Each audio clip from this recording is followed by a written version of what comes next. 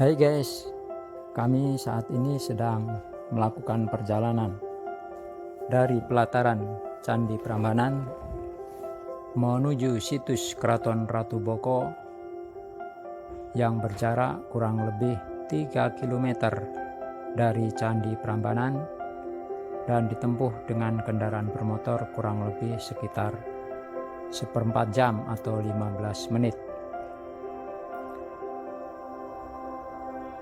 Bagi para wisatawan yang mau berkunjung atau berwisata ke Keraton Ratu Boko harus melalui Candi Prambanan, karena pengelolaan situs Keraton Ratu Boko merupakan satu kesatuan pengelolaannya dengan Candi Prambanan, sehingga bagi para wisatawan yang mau satu paket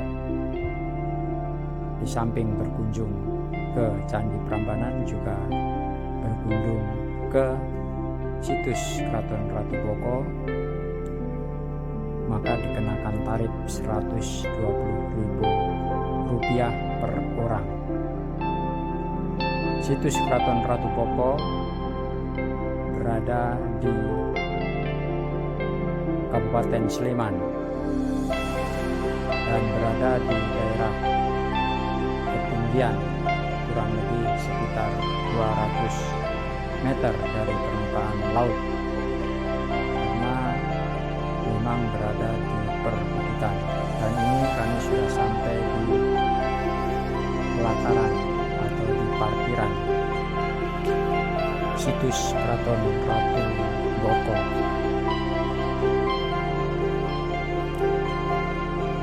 Berdasarkan hasil penelitian yang dilakukan oleh para arkeolog, bahwa sejarah situs Keraton Ratu Boko bukanlah tergolong candi. Para arkeolog menjelaskan bahwa situs Keraton Ratu Boko awalnya adalah bangunan keraton atau kerajaan yang runtuh pada kisaran abad ke-8, sehingga situs Keraton Ratu Boko yang juga disebut sebagai Keraton Boko. Sedangkan menurut legenda di masyarakat sekitar bekas reruntuhan situs Keraton Ratu Boko merupakan istana milik Ratu Boko yang merupakan ayah Roro Jonggrang. Dan menurut penelitian para arkeolog, diperkirakan bangunan situs Keraton Ratu Boko dibangun oleh Wangsa Sailendra yang beragama Buddha. Oleh karena itu, corak-corak yang terdapat pada bangunan situs Keraton Ratu Boko memiliki nuansa Buddha. Kemudian dalam perkembangan, Keraton Ratu Boko diambil alih oleh Raja-Raja Mataram Hindu yang menjadikan corak pada bangunannya melekat nuansa kehinduan. Situs Keraton Ratu Boko menjadi suatu simbol toleransi yang kuat antara dua agama, yakni berdasarkan perpaduan corak Hindu dan Buddha pada situs bangunan Keraton Ratu Boko. Sedang kisah sejarah mengenai awal mula pembangunan Keraton Ratu Boko, para arkeolog menggunakan prasasti-prasasti yang terdapat di kawasan situs Keraton Ratu Boko menunjukkan bahwa situs Keraton Ratu Boko diperkirakan merupakan bekas bangunan istana Oleh karena itu struktur tata ruang situs layaknya bangunan istana, yaitu istana masa klasik yang tersusun secara sistematis, bahwa memasuki istana akan ditemukan bangunan berupa gapura atau gerbang yang terbagi menjadi gerbang dalam dan gerbang luar. Setiap gerbang akan melewati gapura-gapura yang memiliki ketinggian dan ukuran berbeda antara gapura di gerbang dalam dan di gapura gerbang luar. Kemudian ditemukan atau ada teras-teras paseban yang digunakan sebagai tempat duduk ketika menghadap raja. Selain itu juga terdapat